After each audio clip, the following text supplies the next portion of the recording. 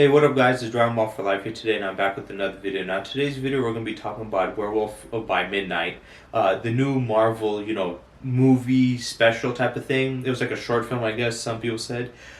This thing, I was so confused when I saw people, talking about it and reviewing it. I thought it was going to be a big film, like a future film for like Marvel stuff. But apparently it was a small little short film, like around like little over 50 minutes of, this kind of old school, monster horror type of flick type of thing. And when I saw it, I went to check it out. I checked it out obviously on an illegal website for free. So yeah, I got it quick. But yeah, I went to see it. And, it was 50 minutes, so I was like, okay, how is this gonna go? Is this supposed to be like a special or whatever? So that was my first like thought, but also I wanted to know how they were gonna do this because I do know a little bit about him. I remember people mentioned that when I was, watching the Moon Knight show and do the Moon Knight reviews, which you guys should go check that out. And that one, people were talking about the first appearance of Moon Knight was in Werewolf by Midnight. So he was in that comic and stuff. And that's all I knew about him. I didn't know anything else. So I was going into this completely fresh-minded, and I know a lot of people have gotten annoyed with Marvel and the way they handle stuff with the generic, repetition of movie making and stuff.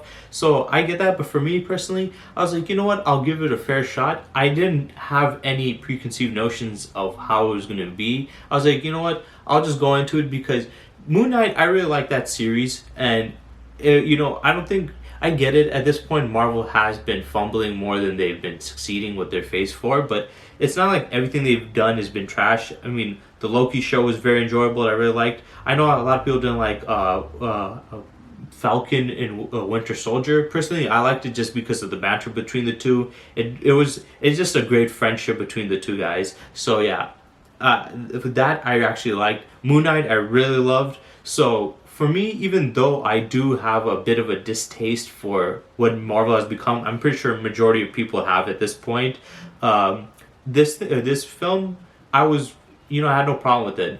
But after watching it, I even more enjoyed it, and I'm just happy that I wasn't, trying to be negative about it. But yeah, this movie was unique because majority of this movie was in black and white. Towards the end, we do see color coming into play, and for most of the movie, the only color we see is red from this blood crystal. And the rest of the movie is just in black and white, trying to give an authentic, horror monster film type of thing. And I think that's one of the things that people really liked about this was, the creativity of it, the originality of it, and the fact that they're actually trying something new. Because for a while now, Marvel has been kind of stagnant with their ideas. They've been really repetitive and generic. They have ventured off in a little bit, but not enough for us as fans to be like, wow, Marvel is being innovative. At this point, they're just just throwing any slop at the fans, and they just expect them to eat it up, just like Michael Bay with the Transformer films.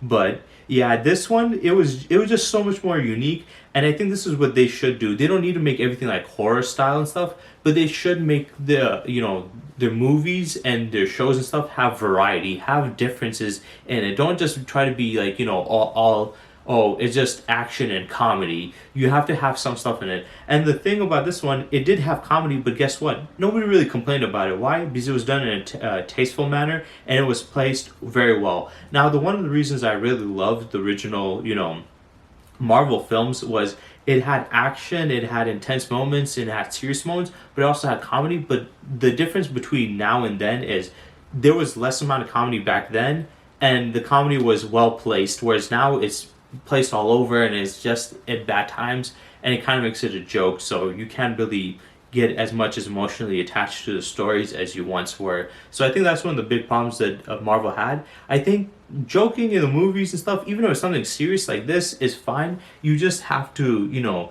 control the amount of jokes you put in and where you put it in and how you do it. I think that's the only complaint that people really had about their joke style. But yeah, this film, they didn't need to do anything crazy, and they didn't. They just need to at least make something a little bit newer, and that's the one thing I really appreciated about this film. And one thing I will give them big props for is the fact that they do use lesser known comic book characters and try to prop them up so for the bigger audience to understand who they are. And for us comic book fans, we know quite a bit. I'm a big, comic book fan. I like Marvel and DC. I love Marvel more.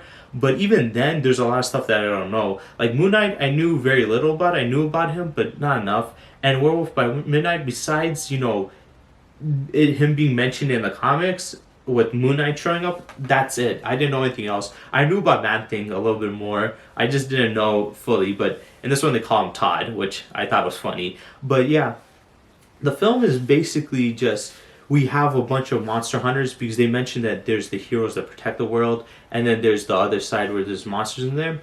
And it was kind of reminding me a little bit of Doctor Strange when he mentioned that too, where they protect, the universe itself, and he protects the dimensions since he's the sorcerer supreme. And this one is they basically protect against the monsters of the night, which makes it unique. And this is nothing new because we saw this with Blade. The funny thing is when Blade came out, at that time I didn't know Blade was actually a Marvel character. I thought he was just I thought it was just some original created character of vampire story. But apparently it was a Marvel one. And if you watch the Blade 1, 2, and 3, and even though 3 is trash, if you watch those movies, you don't get a Marvel feeling. You don't even know, and I'm not even talking about the MCU Marvel, I'm just saying Marvel in general. You don't think that this would be a Marvel film like, Spider-Man 1 and 2 was, or, actually, I think those were the only Spider-Man movies. I think they only had Spider-Man movies at that time, from Marvel's side. But yeah, like Blade was completely different. It didn't even feel like it, and this is the kind of vibe that we got with this, film. Just not to the same extent, but we had more gore, we had more violence, we had a more creepy horror aspect. Not too much about superheroes and stuff.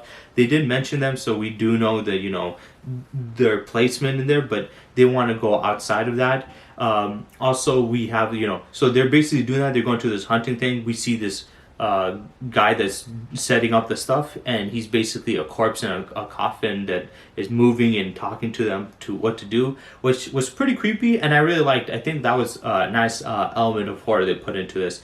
But then basically the main character Jack, who's the werewolf guy, he's looking for the monster that they're supposed to be hunting. Whoever kills it gets this blood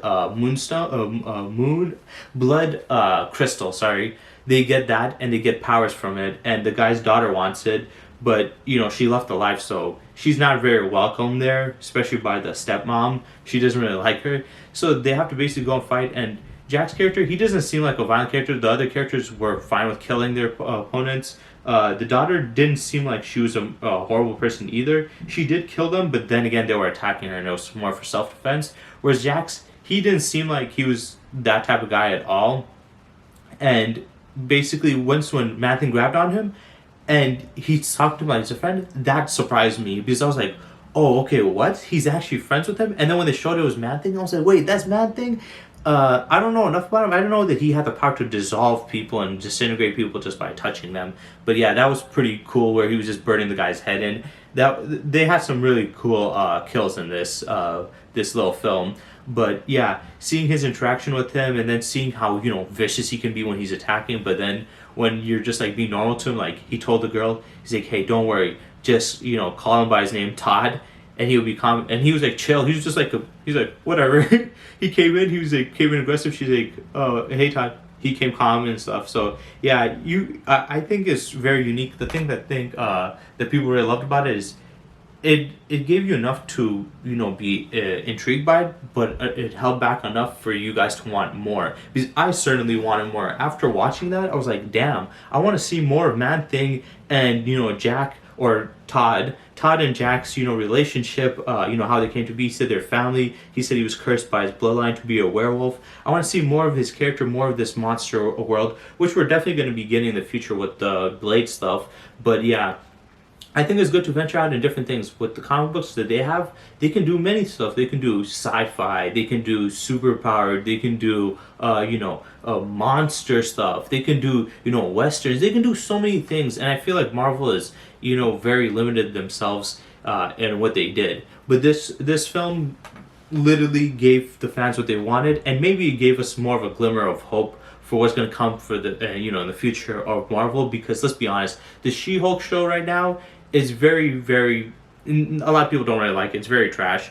let's just be honest. It's a show that a lot of people are annoyed by and disgusted, and they look at it and they're saying this is one of the reasons why Marvel's failing, and they look at it as a staple of Marvel's digression. But this film definitely shows them in a good light. So yeah, I think that if Marvel just does this, they don't have to do anything crazy or insanely groundbreaking. Just do stuff where it's, you know, enjoyable. There's some creativity to it. I think the fans will really appreciate it. We're not asking for too much as fans. We're not asking for anything unbelievable. We're just asking for good, consistent story writing, something that's creative, something that's, you know, pushes the boundaries at least a little. So yeah. I really enjoy this. I wanted to know what you guys thought about this little special, tiny mini movie, whatever you guys would call it. I really enjoyed it, and I definitely want to see more of Jack Man thing and this, you know, universe and how it works. I think it's cool. Also, I do think that Marvel should put more gore and graphics into their, you know, movies. They don't have to do it for every movie. Obviously, that's ridiculous. Make some movies, you know, rated R, like the Deadpool movie that's coming out. If they keep on doing stuff like this, they'll go in a better direction. But if they keep on doing stuff like, you know, She-Hulk, they're gonna really screw their brand even further than what it already is. So yeah. I hope you guys enjoyed this little review. I'll definitely be making more videos. I have some other videos in mind that I will be making, but yeah, that's it for today, and I hope you guys enjoy.